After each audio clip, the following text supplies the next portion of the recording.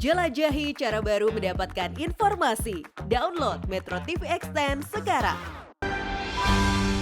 Proyek infrastruktur harus terukur.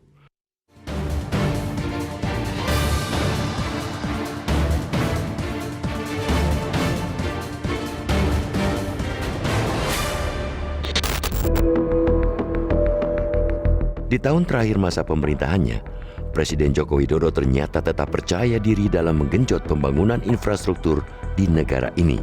Tak tanggung-tanggung, pemerintah bakal menggelontorkan dana infrastruktur 422,7 triliun rupiah dalam rancangan anggaran pendapatan dan belanja negara atau RAPBN 2024. Angka tersebut naik 5,8% dari anggaran infrastruktur tahun sebelumnya sebesar 399,6 triliun rupiah. Bahkan, infrastruktur 2024 ini tercatat jadi yang terbesar selama Jokowi berkuasa sejak 2014. Berdasarkan nota keuangan, pemerintah berencana menghabiskan dana 213,7 triliun rupiah dari anggaran infrastruktur untuk belanja kementerian, lembaga, KL. Beberapa program yang bakal mendapatkan kucuran dana tersebut antara lain pembangunan jalan daerah, pembangunan ibu kota negara atau IKN, renovasi stadion, serta sarana prasarana pendidikan dan kesehatan. Selain itu, pemerintah juga berencana mengalokasikan dana infrastruktur sebesar 93,9 triliun rupiah yang salah satunya diarahkan untuk penyertaan modal negara atau PMN kepada BUMN lembaga di sektor infrastruktur.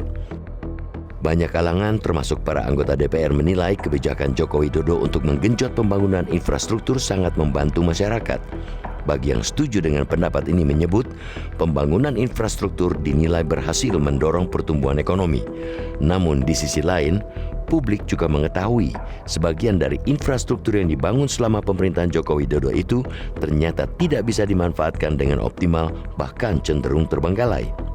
Hal ini akibat kurangnya perencanaan yang matang dan terkesan gerasa-gerusu. Konsekuensinya, uang rakyat yang digunakan untuk proyek infrastruktur tersebut menjadi sia-sia.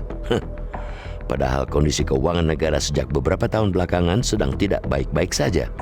Sebut saja sejumlah prasarana publik yang dibangun pada pemerintahan Joko Widodo seperti Bandara Jenderal Besar Sudirman di Purbalingga, Bandara Ngeloram di Blora, dan Bandara Wiryadinata di Tasikmalaya yang tidak optimal. Atau proyek Light Rail Transit atau LRT di Palembang yang pemanfaatannya tidak sebanding dengan biaya yang telah dikeluarkan. Pemerintah boleh saja berdalih pembangunan infrastruktur tersebut dilakukan demi memacu pertumbuhan ekonomi. Namun harus diingat, pembangunan infrastruktur tanpa perencanaan yang matang dan cermat dapat menjadi bumerang dan bencana ke depannya. Apalagi kalau pembiayaannya menggunakan utang. Ironisnya, pemerintah seringkali memberikan penugasan kepada BUMN untuk membangun infrastruktur yang tidak menguntungkan secara finansial tersebut. Akibatnya, kini sejumlah BUMN karya yang mendapat penugasan tersebut berada di ambang kebangkrutan. Buntutnya, pemerintah mencoba menggunakan dana APBN untuk menyelamatkan BUMN yang sakit itu. Kita tentu tidak ingin lagi dana infrastruktur yang sedemikian besar yang bersumber dari APBN itu terbuang percuma. Alih-alih bermanfaat, pembangunan infrastruktur yang tidak terencana dengan baik ini pada akhirnya justru dapat menimbulkan kerugian bagi masyarakat. Proyek infrastruktur harus terukur agar tidak tersungkur.